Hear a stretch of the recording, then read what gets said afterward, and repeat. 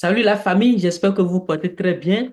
Et moi, c'est Emmanuel Animba, pour ceux qui ne me connaissent pas, bien sûr.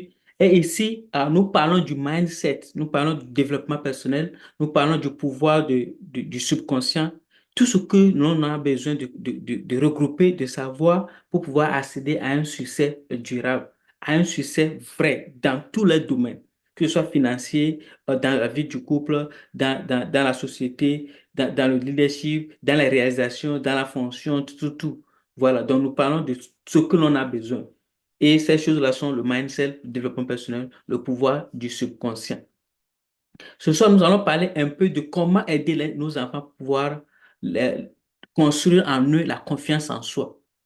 Comment développer la confiance en soi dans les enfants. Et j'ai choisi les enfants, est-ce que vous allez m'excuser, j'ai choisi les enfants parce que pour certains d'entre nous, certains adultes, je crois que c'est trop tard, hein. Excusez-moi, c'est trop tard. Pour certains adultes, voilà, je ne dis pas tout le monde, pour certains adultes, parce que, genre, tu es en train de parler avec quelqu'un, tu lui expliques quelque chose qui est faisable par une bonne organisation, une bonne structure, planification, une bonne discipline, un niveau de mindset, la personne te répond tout de suite que c'est impossible. C'est-à-dire, on utilise tellement le mot impossible trop vite. Vous voyez? On ne voit pas ce pouvoir, cette capacité des choses. Nous ne voyons pas que ces limites-là, nous les avons construites nous-mêmes. Donc, je préfère donc parler des enfants pour pouvoir nous aider à pouvoir aider ceux qui sont autour de nous à développer la confiance en soi, à développer ce pouvoir, puisque c'est un pouvoir. La confiance en soi, c'est une force, c'est une énergie. Voilà. Et donc, ceux qui n'ont pas ça, il y a beaucoup de choses qui sont ratées, qu'ils ont ratées.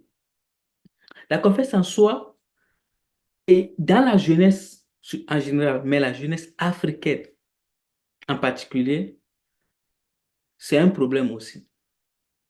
C'est une jeunesse qui n'a pas de confiance en soi.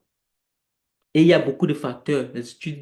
Les études montrent beaucoup de facteurs qui peuvent, euh, qui peuvent conduire, qui ont conduit à ça. Mais c'est quelque chose que nous cherchons à renouveler, à changer. Nous allons changer les donnes. Mais ce que je peux nous dire, c'est que quoi, la confiance en soi se construit à partir des essais, des petites choses qu'on a faites et qu'on a réussi. C'est à partir de là qu'on commence par construire cette confiance en nous. Et on aide cette confiance en soi à se développer par la prise des responsabilités et surtout par notre environnement, le support que l'environnement autour de nous donne.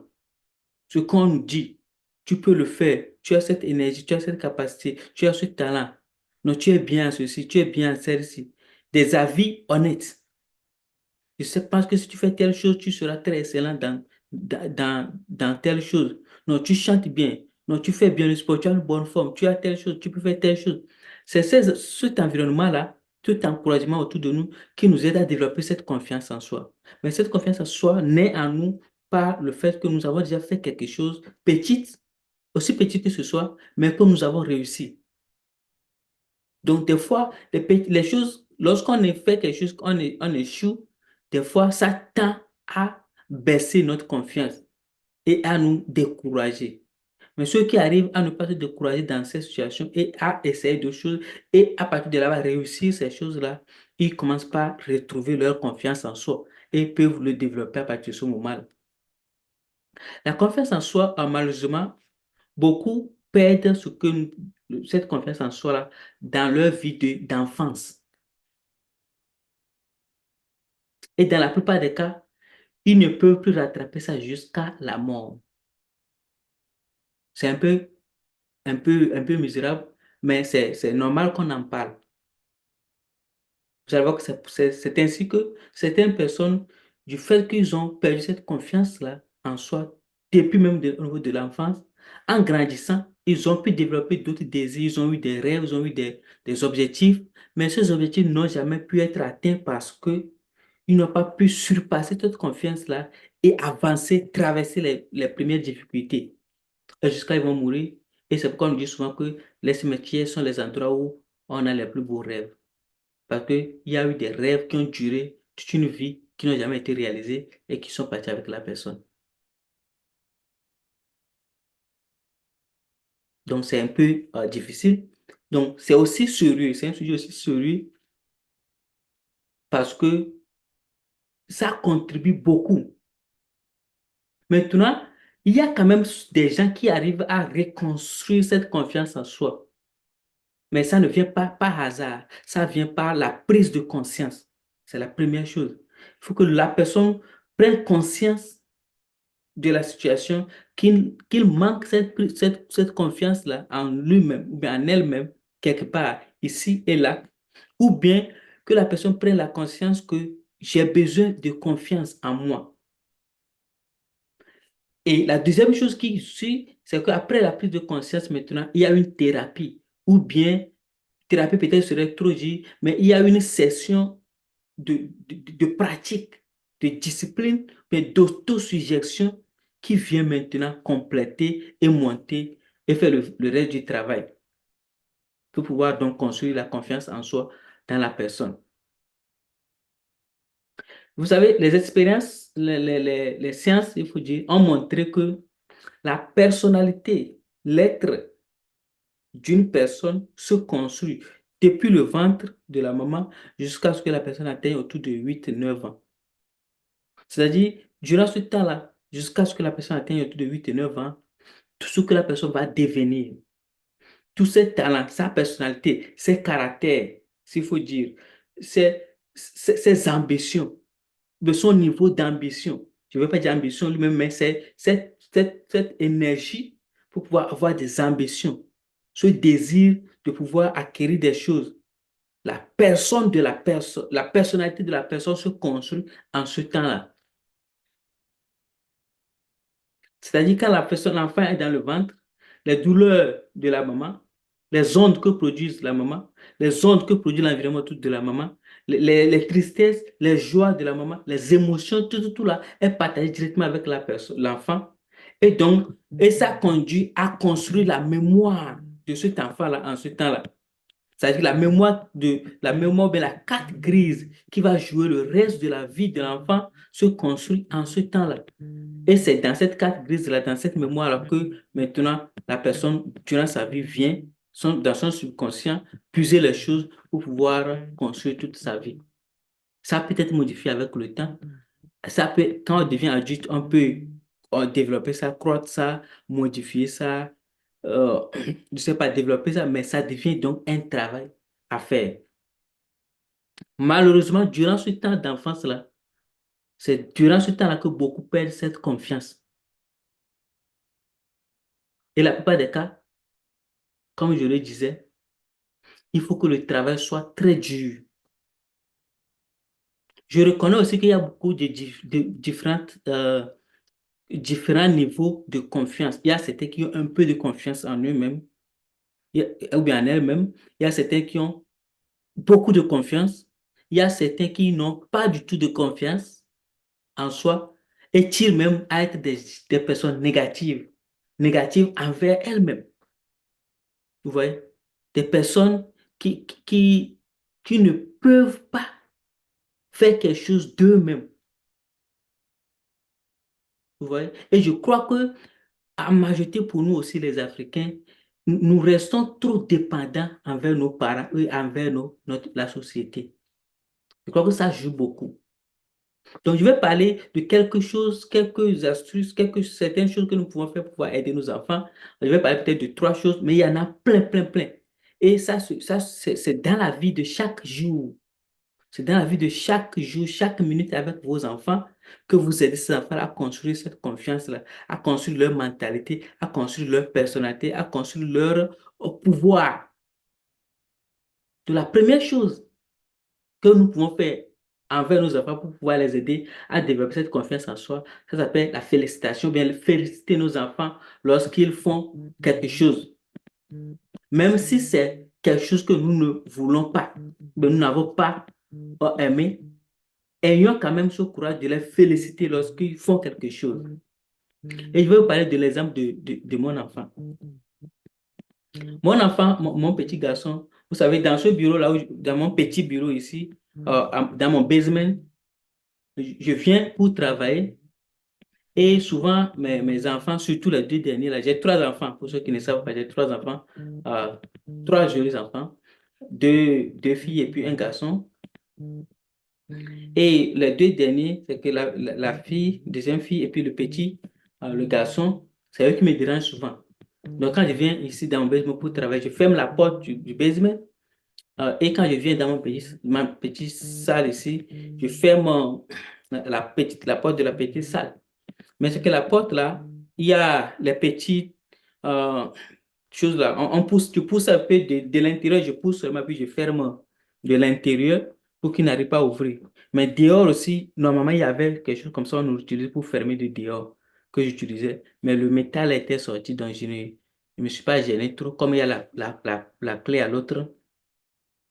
Donc, la fois passée, il y a de cela quelques semaines seulement, j'étais dans mon petit office ici, en train de travailler, j'ai fermé.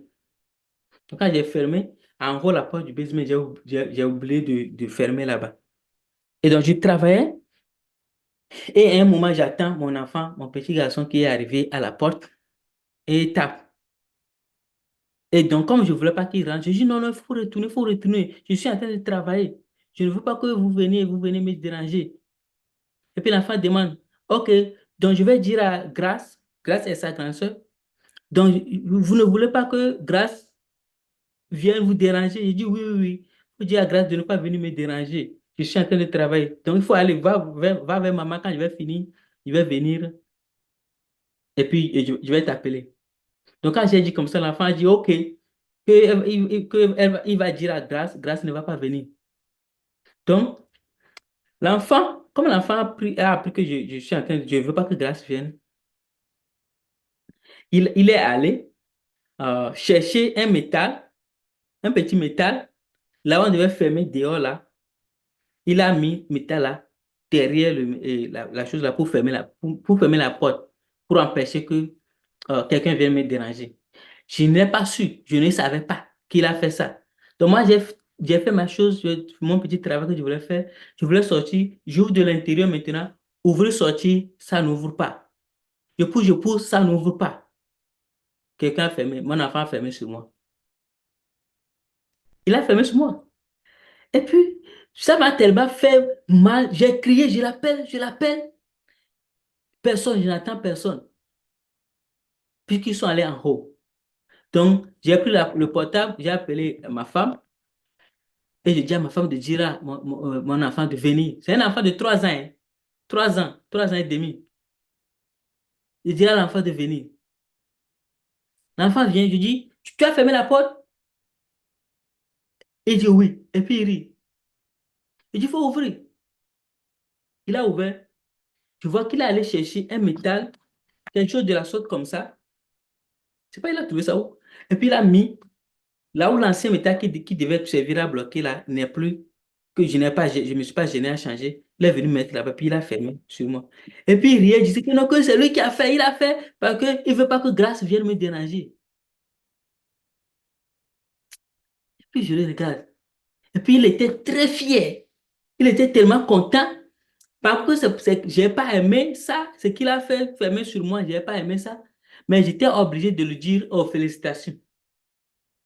J'étais obligé de le féliciter.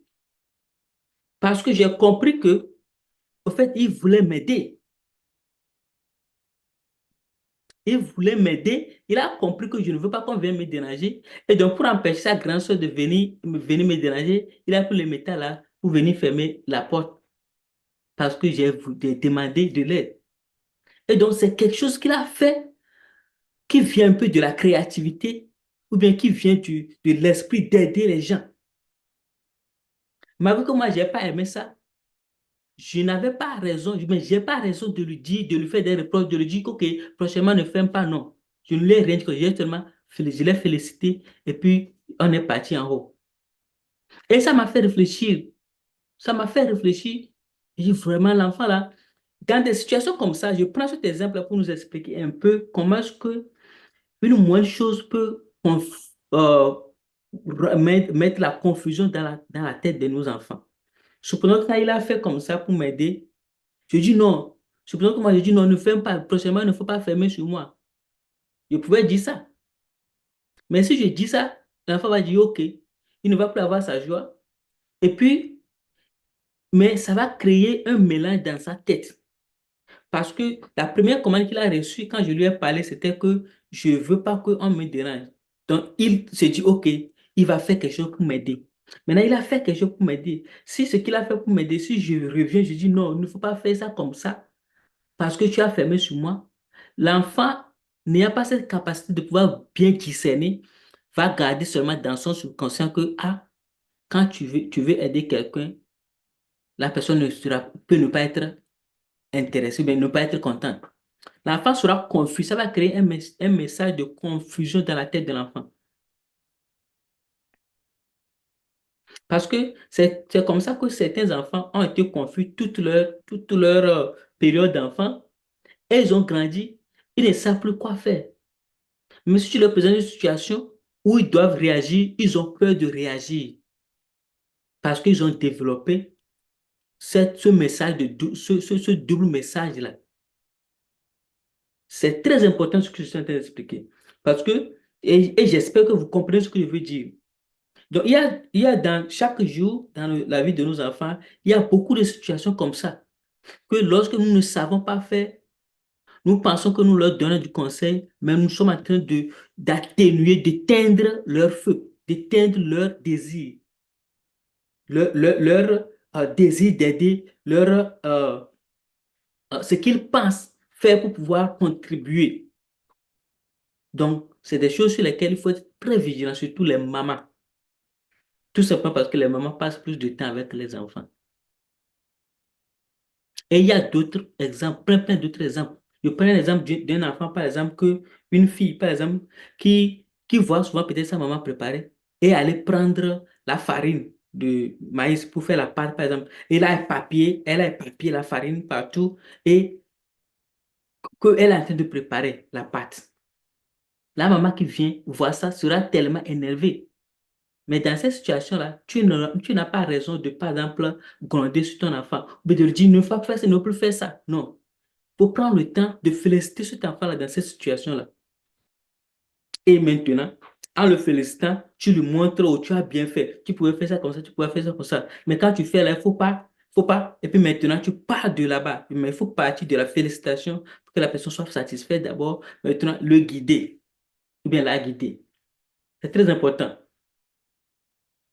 Surtout si vous remarquez que l'enfant fait la chose dans l'esprit d'aider, ou bien dans l'esprit de créer, puis dans l'esprit de faire quelque chose. L'essentiel, c'est que si ce n'est pas un mauvais comportement, il faut soutenir l'enfant.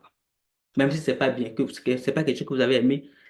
L'essentiel, ce n'est pas par exemple des injures, si ce n'est pas des choses qui sont directement des mauvais comportements, il faut supporter l'enfant. Et même si c'est des mauvais comportements, la plupart du temps, l'enfant a vu ça, a copié ça, tout juste à côté.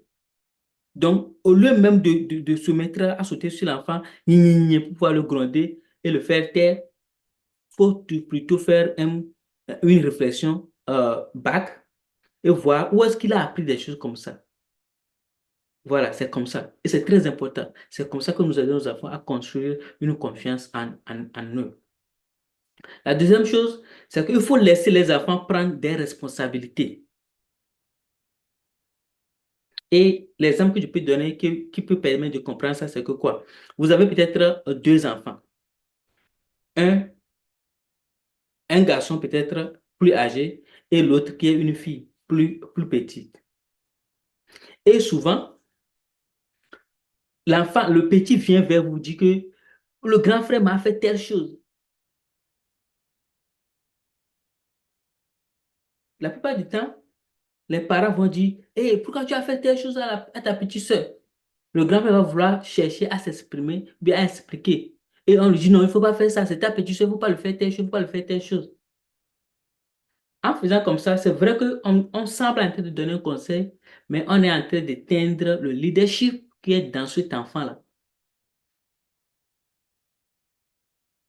Et souvent, moi, je fais ça avec mes enfants. La grande qui vient d'avoir 9 ans, les deux autres sont là, ou bien j'attends du bruit.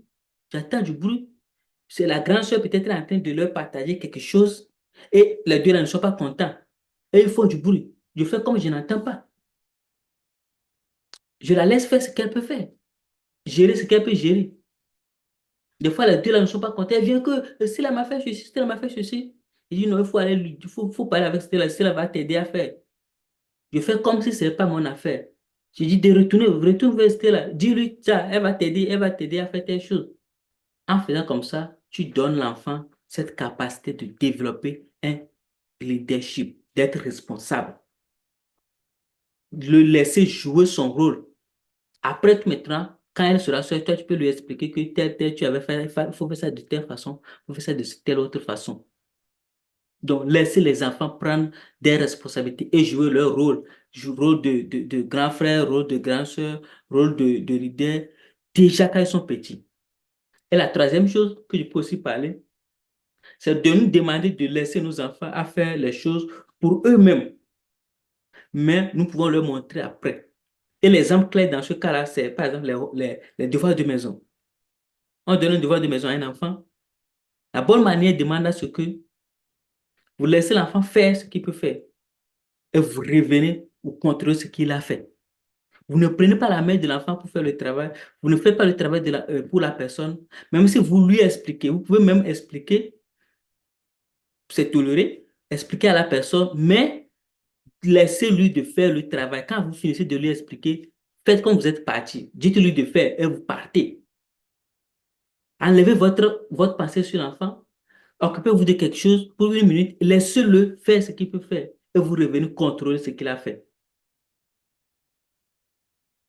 Donc, en faisant comme ça, vous montrez à l'enfant comment être seul devant les situations. Et c'est très capital. Ça se construit un peu, un peu. Comment réfléchir pour lui-même au lieu de suivre la masse. Et un constat que j'ai fait, je l'ai dit plutôt, nous restons trop connectés à nos parents. Nous restons, surtout africains, nous sommes trop dépendants. Dépendants, vous voyez la personne à 45 ans, 35 ans, 40 ans, mais le fait qu'il n'a pas peut-être trouvé un bon travail, il est encore dans le foyer de ses parents. Ou bien il a trouvé quelque chose de bien, mais il dit, mais c'est mieux de rester à côté, il est toujours dans la famille.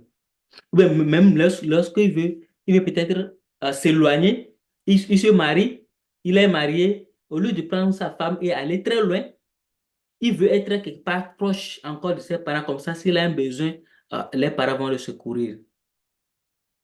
C'est une dépendance qu'on n'arrive pas à couper. Et tout ça se construit. Et il y a beaucoup d'autres choses. Il y a plein d'autres choses. Plein. Mais c'est que c'est à vous, c'est à nous d'être vigilants, d'ouvrir les yeux et savoir que nous ne voulons pas jouer le rôle des enfants pour eux. Nous ne voulons pas constituer un qui nous voulons leur donner une liberté de réflexion. C'est parce que les enfants ont besoin d'être sécurisés. Sinon, on les laisse et puis on part. C'est-à-dire que tu mets l'enfant au monde, tu le prends, tu vas, tu le mets au bord de la route quelque part, et puis tu pars. Mais c'est parce qu'on a besoin de leur donner cette protection, cette sécurité, pour leur sécurité pour eux-mêmes, d'intégrité, sécurité dans la vie. Sinon, le reste, là, comportement, réflexion, tout ça, là, normalement, on doit leur donner la chance de faire, de découvrir tout eux-mêmes. Donc voilà, c'est ça que je voulais partir avec nous. Merci beaucoup pour votre temps. Ça a encore duré. Je vais faire des fois pour ne plus faire des vidéos longues parce que je vais faire des vidéos. J'ai envie de faire des vidéos très courtes. Mais des fois, le sujet demande à ce qu'on détaille. Vous allez voir que vous allez voir que je coupe des fois des choses. Je dis ça petit, bien je coupe le détail. Ou bien un sujet qui doit être long, je le découpe et je le présente en différents morceaux parce que je ne veux pas que ça soit aussi trop long. Mais prenez le temps d'écouter tout comme vous venez de le faire. Merci beaucoup pour votre temps. Félicitations à vous. Et prenons l'habitude de féliciter nos enfants lorsqu'ils font quelque chose. Aidons nos enfants à prendre des responsabilités et ne les remplaçons pas dans leur activité. Voilà. Donc, partagez, commentez, s'il vous plaît. C'est la façon pour vous de m'aider, de me soutenir et de m'encourager. Voilà. Merci beaucoup et puis, ciao, ciao.